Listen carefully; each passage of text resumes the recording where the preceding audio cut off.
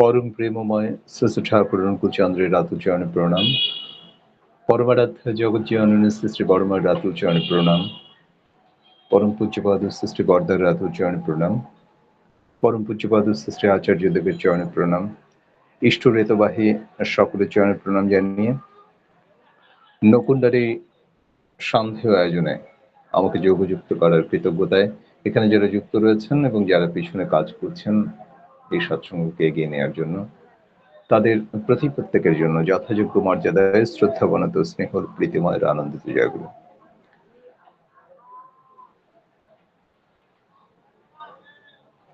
আমি যখন ঈশ্বরের পথে, এই ইষ্টের পথে প্রভুর গুণকীর্তনের জন্য যখন সম্মত হয়েছে, তখন আমার ভাব আছে কি ভাব নেই, এই বিনয়ের প্রকাশ তার চেয়ে হচ্ছে নিবেদনে সার্থকতা।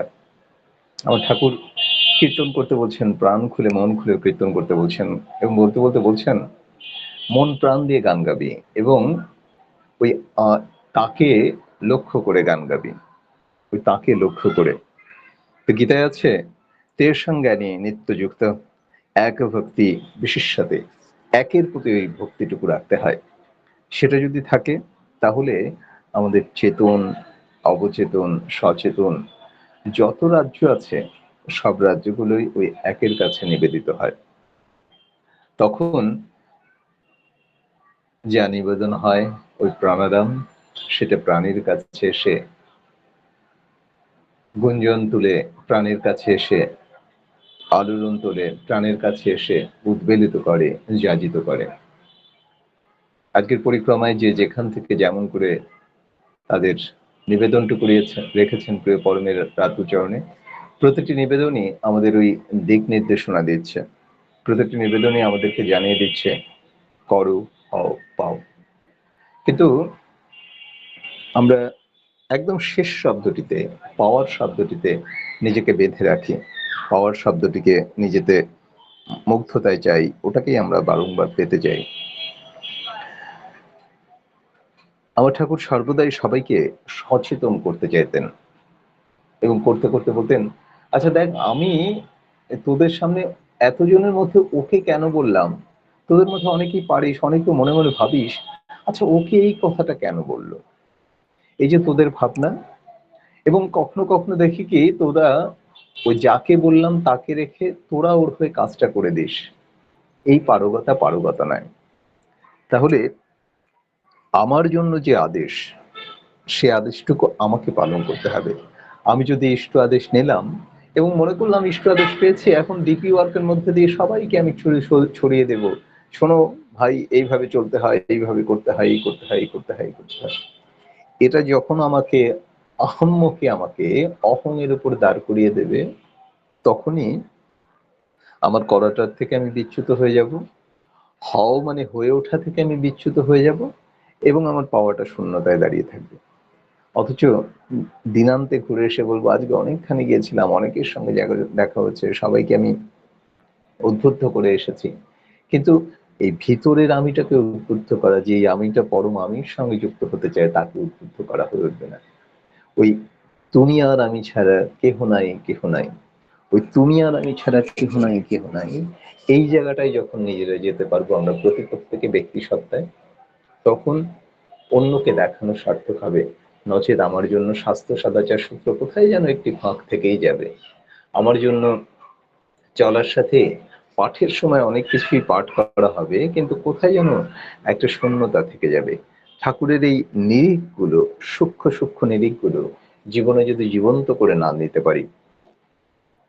ঠাকুর বসে আছেন, এই যে সচেতনতার কথা বলছিলাম, একটা সুপুরির টুকরো মুখে দিতে গিয়ে মানে কথা বলছেন, তো কথা বলতে বলতে মুখে দিতে গিয়ে মুখে দেওয়া হয়নি।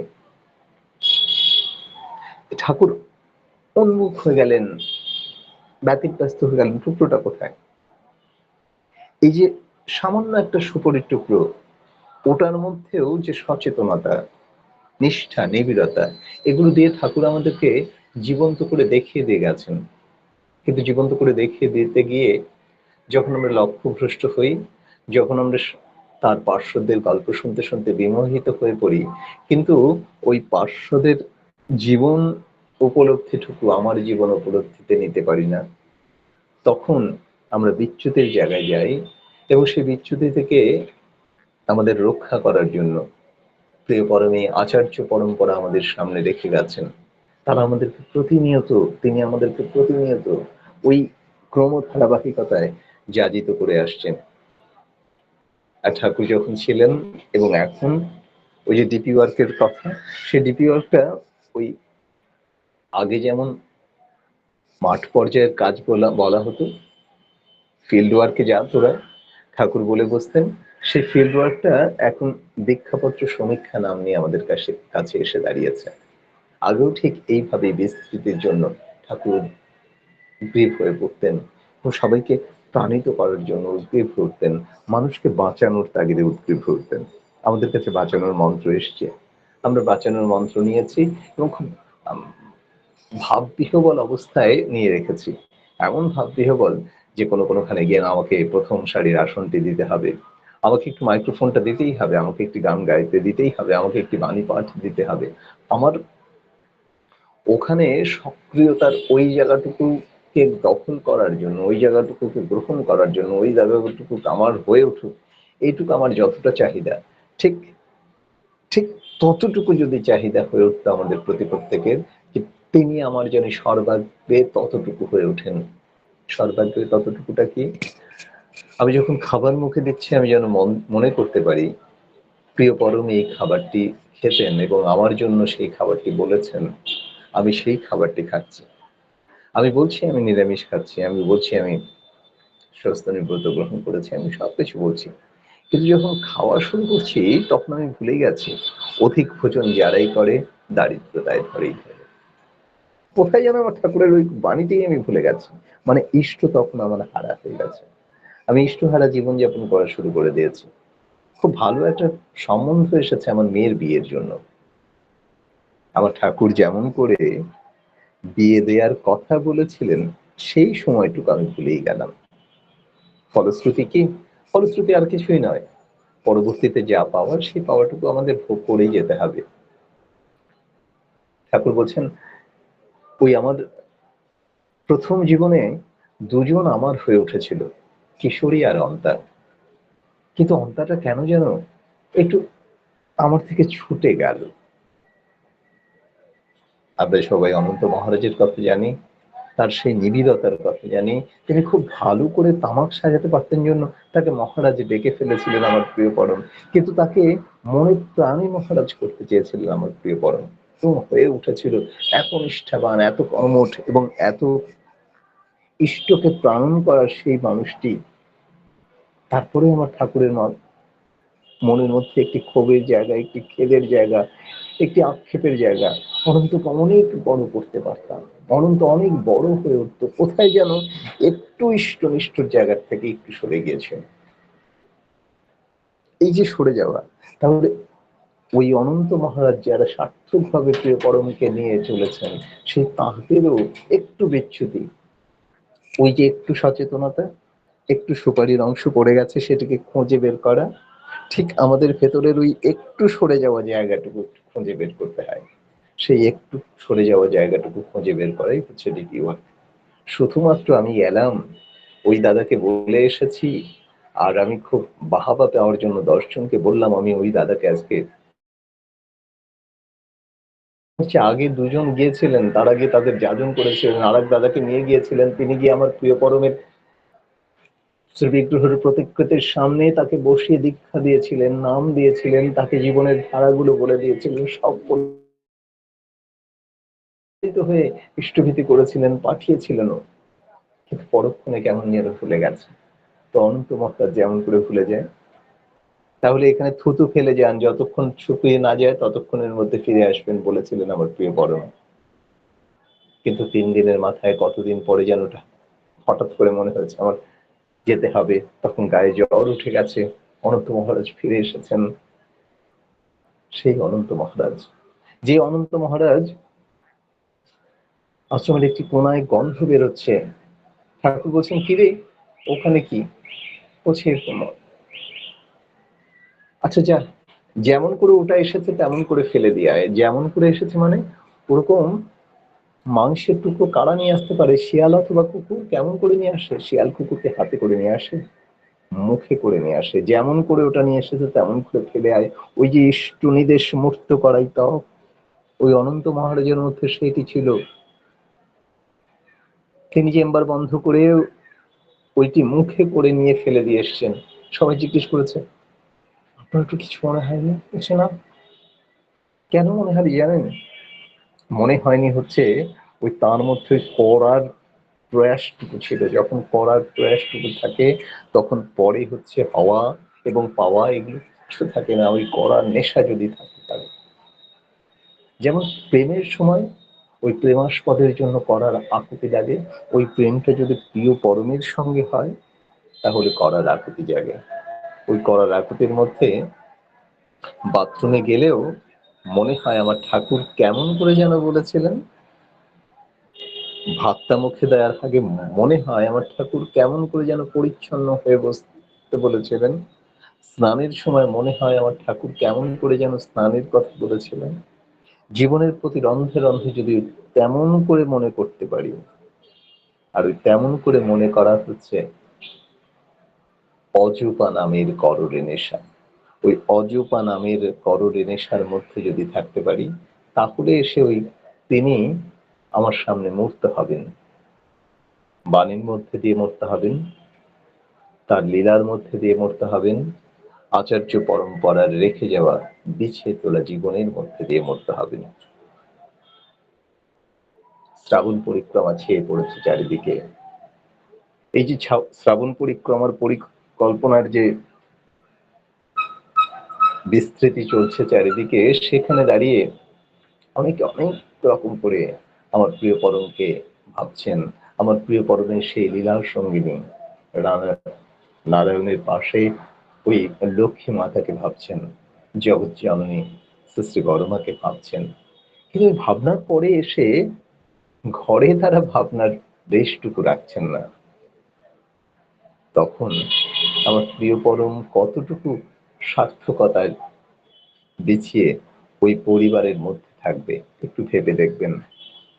যদি মনে হয়ে থাকে আমি ঘুরে আসার পরে বলছি, আর জানো না আমি আজকে সৎসঙ্গে গিয়েছিলাম, অনেকক্ষণ ডিপি ওয়ার্ক করে এসেছি, তাই একটু ঘরটা অগোছালো।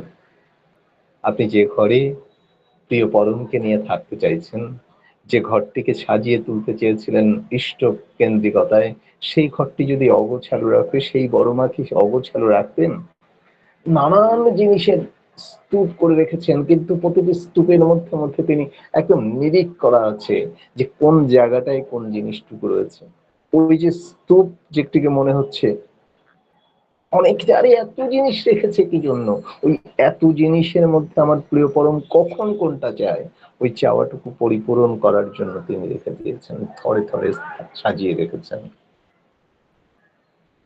তিনি খুব চাইতেন সধবা রমণীরা সবসময় পায়ে আলতা পরবেন, খুব আব্রু করে শাড়ি পরে থাকবেন, আব্রুতার মধ্যে থাকবেন। সেই বড়মাকে নিয়ে আমি যখন প্রকাশ করছি, আমি যখন বিস্তরণের প্রয়াস নিচ্ছি, কিন্তু আমি সেই আচরণগুলোর মধ্যে সিদ্ধ হচ্ছি না, ঋদ্ধ হচ্ছি না। তিনি দিনান্তের একটি সময় আশেপাশে সবার খোঁজ খবর নিতে যেতেন, এবং যারা আশেপাশে প্রতিদিন দেখা হতো তারা যদি একদিন কোনোদিন না আসতেন, আমার বড় মা ওই সবকিছুর মধ্যে ওই জিনিসটা মাথায় রেখেছিলেন, কখন তার ওখানে ছুটে যাবেন, কখন একটু দেখে আসবেন। আমরা শুধু বলার জন্য বলছি, ওই করার জায়গার শূন্যতা রেখে, মধ্যে দুটো জায়গা ফাঁক রেখে আমি ওই পাওয়ার জন্য হাঁটতে পেরেছি। আমি এটা করলাম, তাও আমার ঠাকুর কিছু দিলেন না। আপনি যখন আপনার প্রিয়র জন্য গোলাপ ফুলটি নিয়ে যান, তখন কিন্তু তার কাছে গোলাপ ফুল আপনি ফিরিয়ে চান না, তার একটু হাতের স্পর্শ, তার একটু চোখের ইশারা, একটু মুচকি হাসি, একটু উদ্বেলিত প্রকাশ আপনাকে প্রাণিত করে তোলে। আর প্রিয় পরমের বেলায় বিশ্বত্রাতা বলছেন যাকে, পরম পিতা বলছেন যাকে, তার কাছে দেওয়ার সময় আমার আপনার এত বেশি আকুতি, এত বেশি মনের মধ্যে আছে এত দেব, কত দেব, কেমন করে দেব, এই যখন আমাদের ইচ্ছা হয়, তার কাছ থেকে পাওয়ার সময় ইচ্ছাটা ঠিক বিপরীত অবস্থায়, এবং সেটা এত বেশি আকারে চেয়ে বসি আমরা, করার বেলায় নবঘণ্ট, মানে আমার করতে যে হবে ওই করার জায়গায় নবঘণ্ট। এবং সেই জন্যই আমরা আয়েশি সম্বন্ধকে শুধুমাত্র ওই লেবাসী কিছু পদ এবং পদবীর জন্য চিহ্নিত করি, চিহ্নিত করতে ভুলে যাই কোথায় বর্ণ, কোথায় গোত্র, সেই গোত্র এবং বর্ণ যার সঙ্গে বিয়ে দেওয়া হচ্ছে তার জন্য প্রযোজ্য কিনা, তার অবস্থানে স্বগোত্রে হয়ে যাচ্ছে কিনা, বর্ণটা থাকুক, গোত্রটা যেন ভিন্ন হয় কেন ঠাকুর বলেছেন, ওই ভিন্নতার কথা কখনোই আমরা চিন্তা করি না।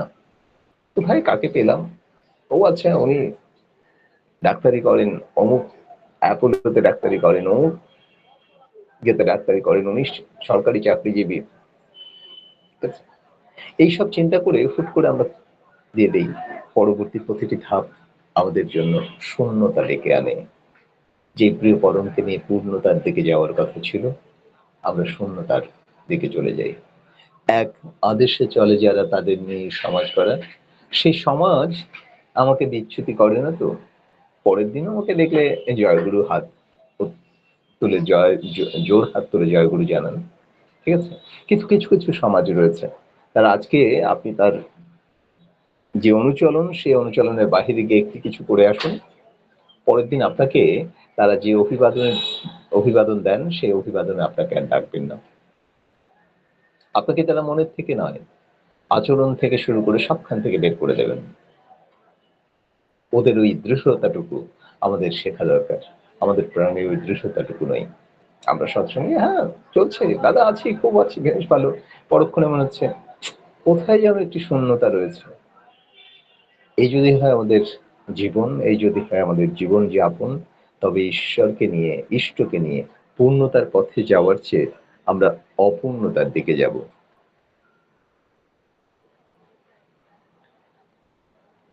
এই যে জীবনের পূর্ণতা, এই জীবনের পূর্ণতার জন্য প্রিয় পরমকে ধরতে হয় আপনার করে। এই জীবনের পূর্ণতার জন্য প্রিয় পরমকে নিতে হয় আপনার করে, এবং সেইখানে যেন দৃঢ়তা থাকে। যদি দৃঢ়তা না থাকে, তাহলে আমাদের কাছে প্রিয় পরম আসবে, ধরাও দেবে, বার বার করে বিনতি পরে আমি বলেও যাব, প্রার্থনাও শেষ হয়ে যাবে, ঠিক প্রার্থনার পরে গিয়ে আমি প্রার্থনায় যা বলছি সেই কথাগুলো বলে যাব। এর মূল যে কারণ, সেটি হচ্ছে আমাদের ভিতরে দুর্বলতা রয়েছে। যে দুর্বলতার থেকে প্রিয় পরম আমাদেরকে বের হয়ে আসতে বলেছিলেন সত্যানুসরণের প্রথম অংশে এসে। আজকের সঞ্চালক দাদা যেমন করে ঠাকুরত্ব জাগানোর কথা গানের আবহের মধ্যে নিজের মধ্যে প্রাণিত করে তুলেছিলেন, ওই ঠাকুরত্ব জাগানোর সেই নির্দেশগুলো যখন আমার জন্য এসেছিল প্রিয় পরমের কাছ থেকে, সেই সত্যানুসরণের প্রথম বাণীতে আমার দুর্বলতার বিরুদ্ধে যুদ্ধ করতে বলেছিলেন তিনি। আমাকে বলে দিয়েছিলেন দুর্বলতার বিরুদ্ধে যুদ্ধ করার কথা, কিন্তু দুর্বলতার বিরুদ্ধে আমি যুদ্ধ করতে পারি না। দুর্বলতার বিরুদ্ধে যুদ্ধ করতে পালোয়ান হতে বলেননি, তিনি যা বলেছিলেন সেটি হচ্ছে আমার ভেতরের আমিটাকে শক্ত করতে।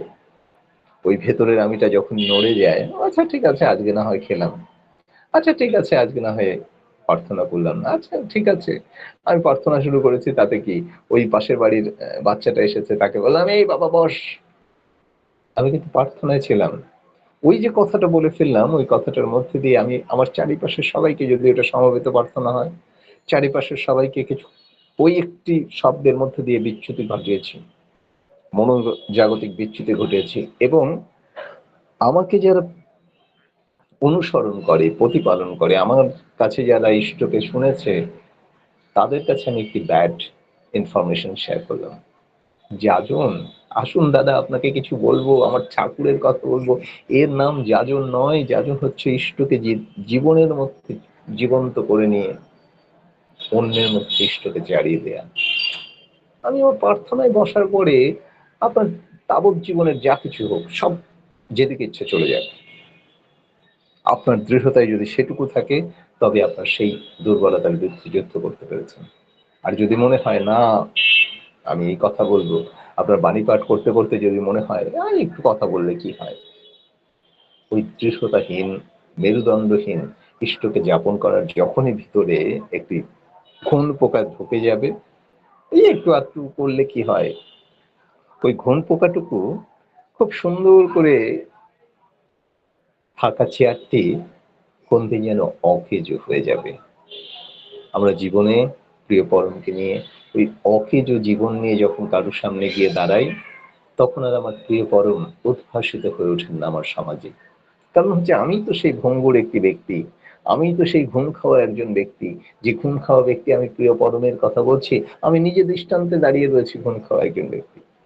আমার ঘুম খাওয়ার জায়গাগুলো নিজে নিরীখ করিনি, নিজে পরখ করিনি, উতরে যাওয়ার কাজ কারণ খুঁজে দেখিনি, এবং ইষ্টকে প্রাণন করে তোলার জন্য যে নিজেকে যাজিত করা, সযাজনে যাজিত করা, সেই কাজটুকু করিনি। তখনই আমার মধ্যে শূন্যতা এসে দাঁড়ায়।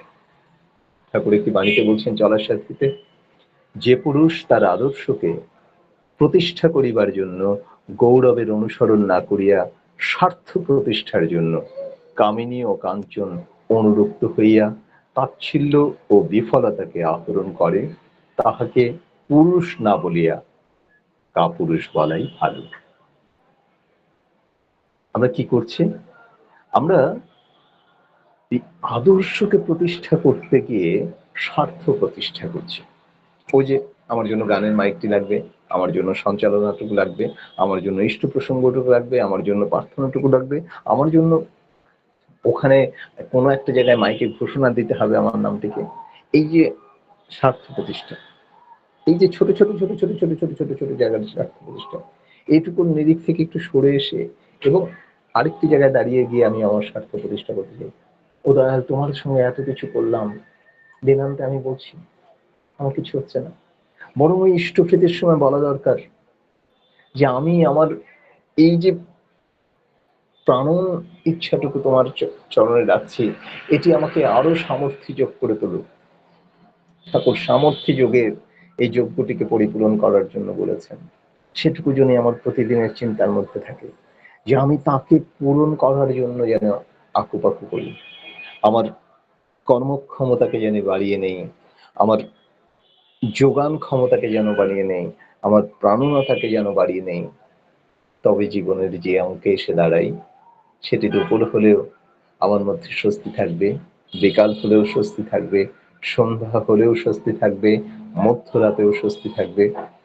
এবং অসংখ্য গরমে কেউ ছটফট করছে, আমি আপনিও করছি, প্রকৃতির নিয়ম তো। কিন্তু তারপরে কোথায় যেন পাশের লোকটি ঘামছে, আমিও ঘামছি, কিন্তু পাশের লোকটির মুখে খিস্তি খেউর, এত গরম। মনে হচ্ছে গরমটা তার সরকার ধরে রেখেছিল, দুদিন আগে যাকে ভোট দিয়েছিলেন সেই সরকারের হাতেই।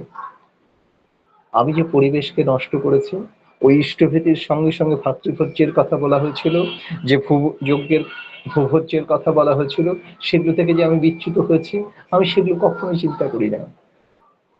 আমাদের প্রত্যেকের কাছে ইষ্ট পূর্ণতা এসে ধরা দিক, তার কাছে যাওয়ার চেয়ে তার জন্য করার আকুতিটুকু আরেকটু বেড়ে উঠুক, এবং অন্যের দোষ না ধরে নিজেকে তার চরণে সঁপে দেওয়ার প্রাণন প্রার্থনা আমাদের প্রত্যেকের জীবনে সার্থক হোক।